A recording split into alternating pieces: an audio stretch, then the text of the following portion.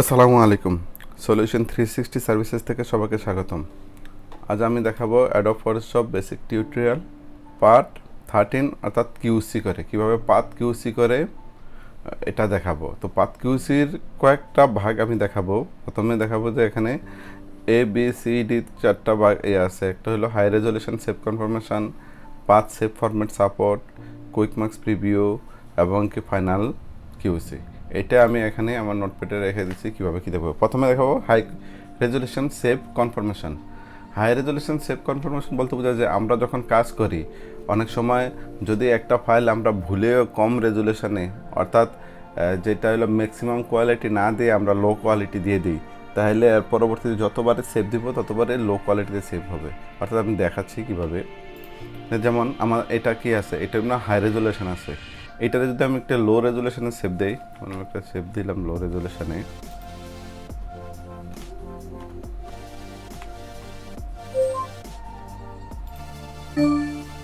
দেখেন এখানে save JPG option থেকে এখানে কোয়ালিটি আমি যদি 3 করে দিলাম, এখানে অটোমেটিক লো রেজলিউশন চলে আসলো। দেখেন এটা সেভ দিছি। এখন আমি যতবারে সেভ দিব, এটার কাজ যতবারে করব, ঠিক এই ইমেজটা ততবারই ওই লো রেজলিউশনে সেভ হবে। যেমন আমি আবারও যদি এটা এখন আমি হাই রেজলিউশন ছবিটা আনি, এটা হলো হাই রেজলিউশন। দুইটা ডাইমেনশন কিন্তু একই আছে। দেখেন ডাইমেনশন এখানে আছে 1500 বাই 1300 রেজলিউশন। এটারও দেখবেন ঠিক সেমই আছে 1500 বাই 1300 রেজলিউশন। অর্থাৎ তাইলে এটা পার্থক্যটা হলো কোয়ালিটি কমে যায়। যেমন আমি যদি এটা একটু বড় করে দেখি, ধরেন আমি একটু বড় করলাম, এটা হলো আমার লো রেজলিউশনেরটা। তারপরে যে আমি এটা বড় করি, দেখেন এইটার যে স্মুথনেস আছে, এটার যে দেখেন ডিটেলসটা আছে, এটা কিন্তু তা নাই।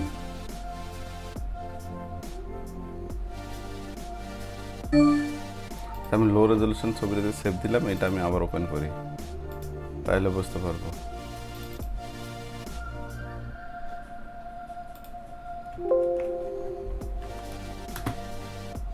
দেখেন এই যে লো রেজলিউশন ছবিটা সেভ দিছে, ওপেন দিছে, এটা দেখেন এটার যে কোয়ালিটি, যে পিক্সেল আর এটার দেখেন কোয়ালিটি সেম না, কিন্তু দুইটার ডাইমেনশন সেম আছে। এটারও দেখেন একই ডাইমেনশন আছে 1500 বাই 1000, এইটার ঠিক সেমই আছে 1500 বাই 1000। এর পরবর্তী ফলশ্রুতিতে অনেক সময় কী হয় যে এই ইমেজটা যদি আমরা পরবর্তীতে যতবারে সেভ দিই, ঠিক সেম কোয়ালিটিতে সেভ হবে। পরবর্তীতে এটা কিন্তু আমরা ফিরে আনতে পারবো না। তাই এই প্রবলেম থেকে মুক্তি পেতে হলে আমরা সবসময় খেয়াল রাখতে হবে, আমরা যখন করি, যে সেভ দিই, তখন যাতে আমাদের ওই কোয়ালিটিটা ঠিক থাকে। যেমন আমার এখানে আমি আবার এটাতে একটু দিয়ে দেখাই, হাই রেজলিউশনে ম্যাচটা দিই, এখানে সেভ দিতে সবসময় এখানে ম্যাক্সিমাম দিতে হবে। এটা দেখেন হাই রেজলিউশনে থাকার কারণে এটা ম্যাক্সিমামটা আসতেছে। আমি যদি লো রেজলিউশনটা সেভ দিই, তাহলে দেখেন কি আসতেছে,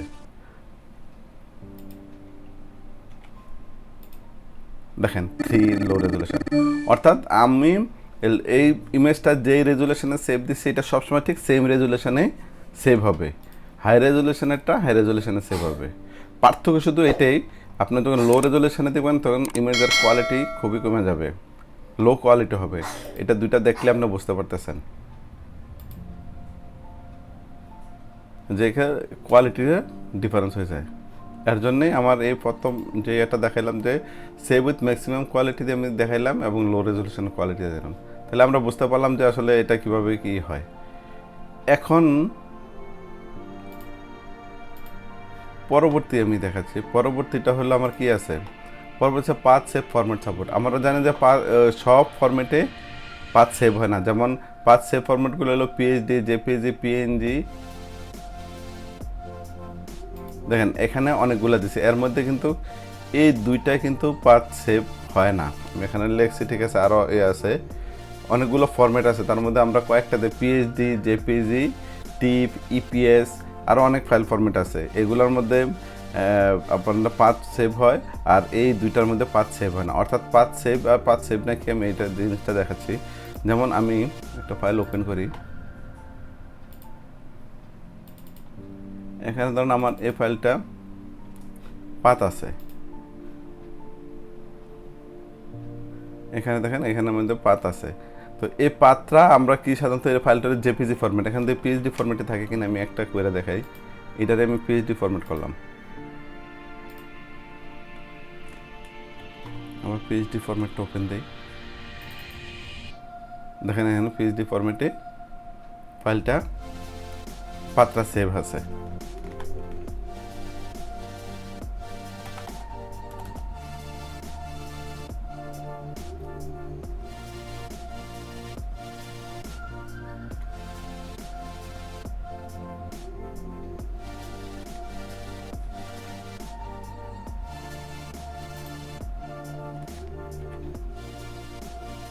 আমি এটা অন্য একটা নাম দিয়ে সেভ দিয়ে রাখতেছি, আমার পরবর্তী কাজ লাগবে, আমি দেখাবো। এখন তাইলে আমি আরেকটা দেখি, এবার পিএনজিতে সেভ দিই। এটা যদি আমি পিএনজিতে সেভ এস পিএনজি, এখন পিএনজি ফাইলটা ওপেন করে দেখি আসলে পাত্রা আছে কিনা। দুইটা ওপেন করি, ফটো পিএইচডি ফাইল এবং পিএনজি ফাইল দুইটা ওপেন করে দেখি।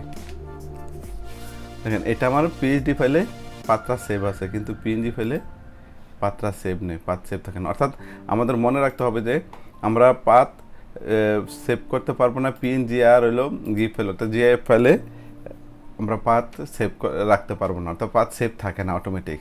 আর পাত সেভ থাকে হলো পিএইচডি, জেপিজি, টিপ, ইপিএস, এগুলোতে এসভিজি ফরম্যাট, এগুলো এআই ফরম্যাট, এগুলোতে আপনার পাত সেভ থাকে। তাহলে আমরা এটা ক্লিয়ার হইলাম যে পাত সেভ ফরম্যাটগুলো কী কী সাপোর্ট করে। নর্মালি সাপোর্ট করে পিএইচডি, জেপিজি, টিপ, ইপিএস এগুলা। পাত সেভ ফরম্যাট সাপোর্ট করে না হলে যেটা হলো পিএনজি এবং গিফ ফরম্যাট। তাহলে এটা ক্লিয়ার হলো। তারপর বলতেছে কুইক ম্যাক প্রিভিউ, অর্থাৎ আমরা অনেক সময় দেখি কি, আমরা যেখানে পেজ ওপেন দেই আমরা কি করি, এখানে ক্লিক করে কন্ট্রোল সাথে এখানে ক্লিক করলে সিলেক্ট হয়। তো আমরা যদি অন্যান্য অংশটা একটু ঝাপসা দেখে এই জায়গাটা যেমন ক্লিয়ার দেখতেছে পাতটা ঠিক আছে নাকি, তখন এই কিউতে ক্লিক করলে দেখেন আমাদের এই যে একটা কালার হয়েছে, এই কালারটা কীভাবে চেঞ্জ করে। একবার কিউ দিলে এটা হয়, আবার কিউ দিলে এটা প্রিভিউ চলে যায়। কুইক মার্কস একবার নর্মাল প্রিভিউ, এটা কুইক মার্কস প্রিভিউ। এখানে আমরা বুঝতে পারবো যে পাত কতটুকু হয়েছে। এটা কালারটা এখানে ব্লু আছে, আমি এটা কালারটা অন্যভাবে চেঞ্জ করতেছি, তখন কী করতে হবে, এইখানে দেখেন একটা এই যে এখানে এটা দেওয়া আছে, এখানে যদি আমি ডাবল ক্লিক করি এখানে দেখেন মার্কস প্রিভিউ, আমরা এখানে অ্যান্ড অপাসিটি দেওয়া যায় আমি 70%, মানে অর্থাৎ পিছনে ব্যাকগ্রাউন্ডে ট্রান্সপারেন্ট কিছু দেখা যায়। আমি যদি এটা রেড করে দিই দেখেন রেড আসবে।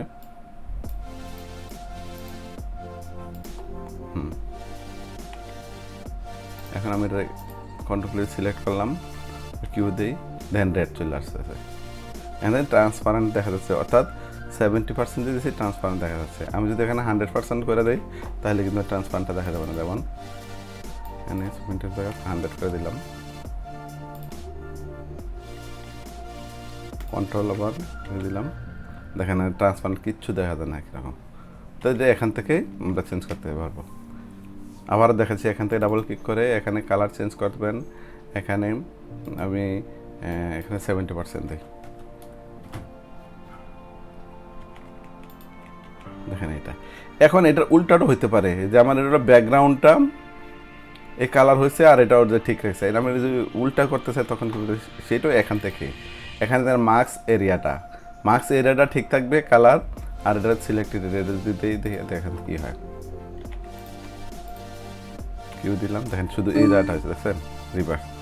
সাধারণত বেস্ট নিয়ম হইল যে রিভার্সটা যেটা এটাতে আমরা সবসময় চেক করি যে ইয়া ঠিক আছে কিনা, পাত ঠিক আছে কিনা, এটা দিয়ে এইভাবেও কিন্তু পাত চেক দেওয়া হয়। তাহলে এই গেল, তাহলে আমাদের দুইটা এটাও গেল যে কুইক মার্কস প্রিভিউ কালার কীভাবে চেঞ্জ করা যায়। তারপর ফাইনাল কিউসির মধ্যে অর্থাৎ আমরা পাত করি, পিএনজি করি, জেপিজি করি। এখন ক্লায়েন্টের কিছু রিকুইজিশন থাকে, অর্থাৎ ওর কিছু থাকে যে আমার কী কী লাগবে, ডাইমেনশন কত লাগবে, ইমেজ রেজুলেশন, বিট, টিপ, কালার মোড, কালার প্রোফাইল, এগুলো যাতে ঠিক থাকে। এখন তো প্রথমে আমি ফাইনাল কিউসের আগে এখানে পাত অ্যাক্টিভ একটা, অর্থাৎ ক্লিপিং পাত। কিছু ক্লায়েন্ট চায় যে আমার ইমেজগুলো যাতে পাত অ্যাক্টিভ থাকে। পাত অ্যাক্টিভটা কি আমি আমার আগের টিউটোরিয়ালে কিন্তু দেখাইছি। এখানে দেখেন যদি দেখাই, এই যে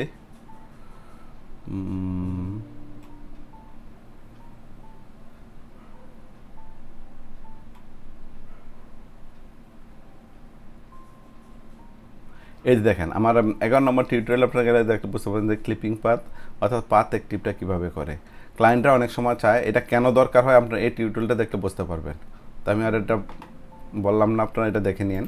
তো পাথ অ্যাক্টিভটা চেক দেওয়ার জন্য অনেক সময় দেখবেন যে এখানে জিনিস দেখবেন, এখানে যে এটা আছে থাম্বনেলটা আমরা একটু বড় করে নিই, এখান থেকে এটা বড় করে নিলে এটা বুঝতে পারবো ভালো করে। এখানে দেখেন এই যে পাথ লেখাটা আছে, এটা দেখেন, এটা যদি আমি আরেকটা ডুপ্লিকেট করি বোঝার জন্য, এটার আমি পাথ অ্যাক্টিভ কীভাবে করবো ওই টিউটোরিয়ালতে, তারপর আমি এখান থেকে এখান থেকে ক্লিপিং পাথ। ওকে, এখন দেখেন দুইটার পার্থক্যটা কী বোঝা যাচ্ছে।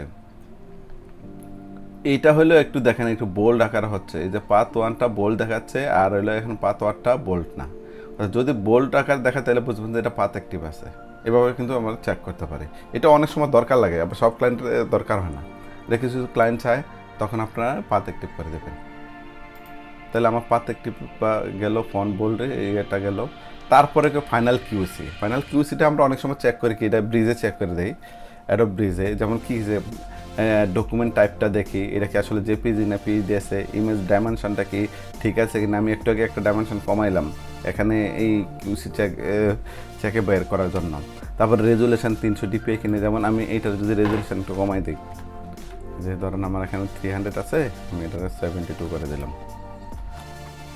এখন আমি তাহলে চেক করি কীভাবে এটা হয়। আমি ব্রিজে ওপেন করি। ব্রিজে ওপেন করার সময় সবসময় মনে রাখবেন যে এইখান থেকে এই পাতের আমি কিউসি দেবো কোনটা, এটা এইখান থেকে এখানে এইটা কন্ট্রোল সি দিয়ে ক্লিক করে এই মানে পাতটা ক্লিক করে আপনার ব্রিজটা ওপেন দেবেন। ওপেন দেওয়ার পরে এখানে পেস্ট করবেন, কন্ট্রোল ভি পেস্ট করলে এখানে দেখেন আসবে।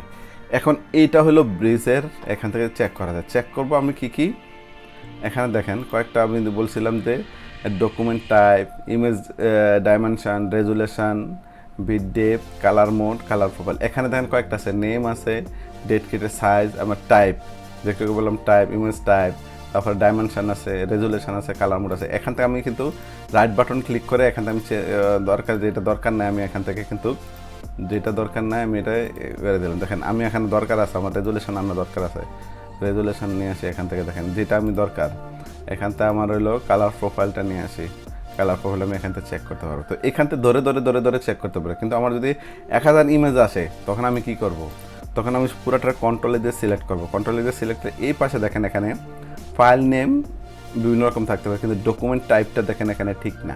আমার ক্লায়েন্ট চাচ্ছে যে আমার ফাইলটি যাতে জেপিজি ফরম্যাট থাকে, ফাইল টাইপটা থাকে জেপিজি থাকে, কিন্তু এখানে মাল্টিপল আছে।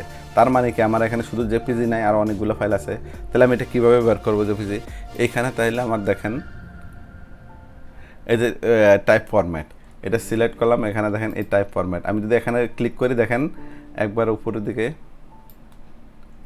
এটা অ্যাসেন্ডিং ডিসেন্ডিং হয়ে গেছে। এখানে দেখেন জেপিজি ফর্ম একবার দিলে এলো, এটা দেখেন একবারে জেপিজি ফরম্যাটগুলো একসাথে আছে। আমি যে উপরে দিই আবার ডাউনে দেই,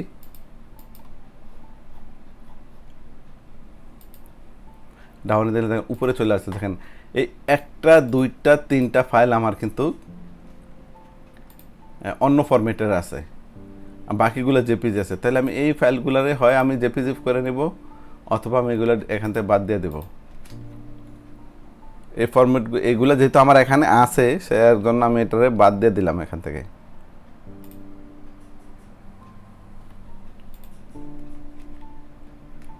এখন আবার আমি যাই কিউসির এখানে, কিউসি এখন আচ্ছা এখান থেকে যদি এখান থেকে ডিলিট হয়ে যাবে, তারপরে এখানে যেহেতু ইয়ে হয় না তাহলে আপনি এখান থেকে দেবেন একই অবস্থা। এখানে ওই টাইপ যেটা দেবেন, ফটোশপের ফাইল আছে, দিলাম ডিলিট করে। আচ্ছা পিএনজি নেই, এই যে পিএনজি ফাইল একটা আছে এটাও ডিলিট করে দিলাম, এই নামের ফাইল আছে।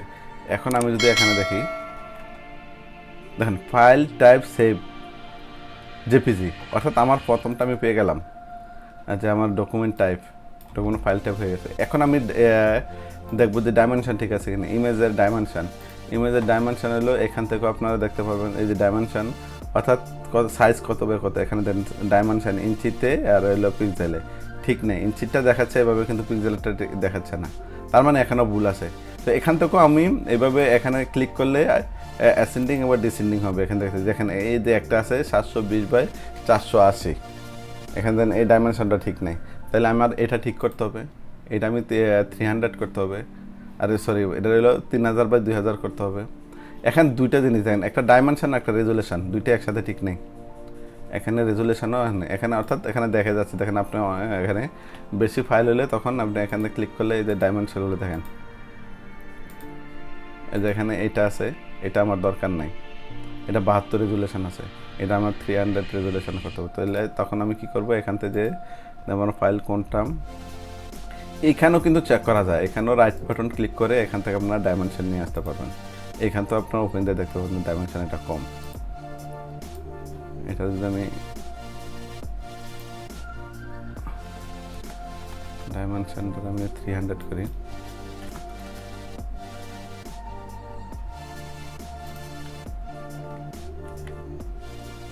সেভ দিলাম। সেভ দেওয়ার পরে আমি আমার ব্রিজে দেখে আপডেটটা কি দেখেন, এখন ডাইমেনশন ঠিক আছে, ডাইমেনশন ঠিক আছে, রেজুলেশন ঠিক আছে, ডাইমেনশন ঠিক আছে, এখন দেখেন রেজুলেশন ঠিক আছে। কালার ডিপথ 8, কালার ডিপথ অনেক সময় আপনার একটা ইমেজ আমি ওপেন করে দিই, এখানে কালার ইমেজ থেকে মোড, এখানে then 8 bit channel, 16 bit channel, 32 bit channel, এই চ্যানেলগুলোর বিশদ ডেসক্রিপশন করব পরে। আগে আমরা অনেক সময় দেখাবেন যে এখানে 16 বিট কালার থাকে।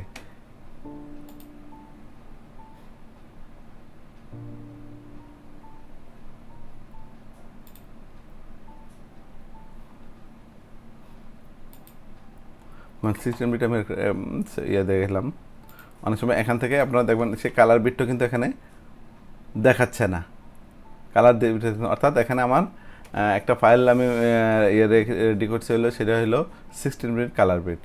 কালার ডেপথে এখান থেকে আমরা এখানে বের করে নেব যে আসলে কোনটারে আমরা করছি। এটা অনেক সময়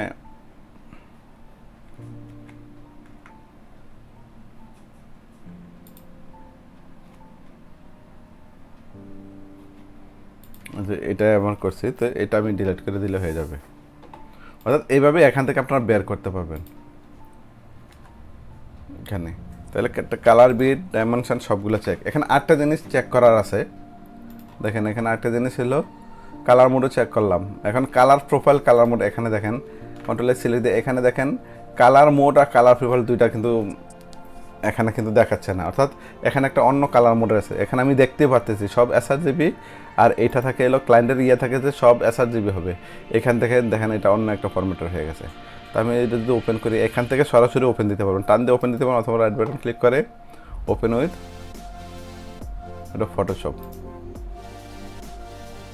দেখেন এটাতে আমি তাহলে কী করব, এটা আছে কিন্তু সিএমওয়াই আছে, প্রত্যেকগুলো 8GB তাই এটা সিএমওয়াই আছে।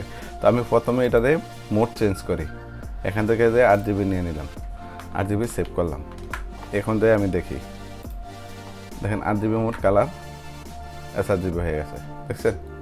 অর্থাৎ এইখান থেকে কিন্তু সবগুলো চেক করা যায় যে আমার ফাইল ফরম্যাট কী আছে, ফাইল টাইপ কী আছে, তারপরে হলো ডাইমেনশন কত আছে, তারপরে রেজুলেশন এখান থেকে দেখতে পারবেন।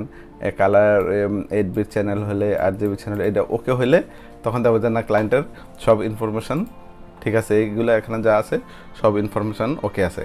এইভাবে তাহলে এখান থেকে এটা ওকে আছে, এখন আপনি ক্লায়েন্টকে পাঠিয়ে দিতে পারেন। এভাবে আসলে পাথ কিউসিটা দেখালাম। আরও অনেক ফাইল কিউসি করা হয়, সেইগুলো কীভাবে চেক দেয় সব কিছু আমার পরে অ্যাডভান্স লেভেল টিউটোরিয়াল দেখতে পারবেন। তো আশা করি এই টিউটোরিয়ালটা আপনাদের অনেক উপকারে আসবে। যারা পাথ করেন বা ইমেজ এডিটিংয়ে আসেন তাদের জন্য এটা অনেক উপকারে আসবে। তো যদি উপকারে আছে, যারা এখনও সাবস্ক্রাইব করেন নাই সাবস্ক্রাইব করে নেবেন, যাতে আমার পরবর্তী টিউটোরিয়াল যদি আসে তখন আপনারা অটোমেটিক নোটিফিকেশান পেয়ে যাবেন। আজ এই পর্যন্ত, আল্লাহ হাফেজ।